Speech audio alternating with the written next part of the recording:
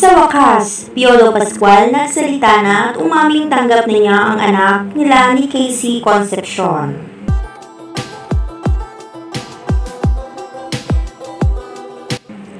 Ngayong araw, nagsalita na rin si Piolo Pascual tungkol sa balitang pagkakaroon nga nila ng anak ni Casey Concepcion.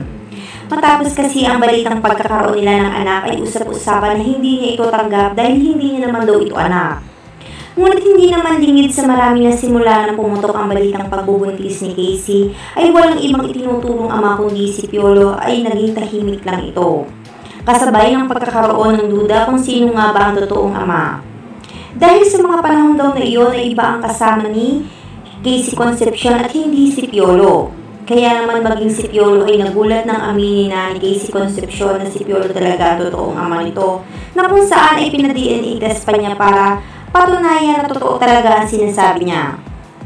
Kasalukuyan kasing nauugnay ngayon sa bagong pag-ibig si Piolo kung saan kay Shaina magdayaw. Kaya naman marami ang nangangamba sa maaaring maging kinahinatnan ngayon ng relasyon nila matapos isiwalat ni Casey Concepcion ang mga revelasyon na ito.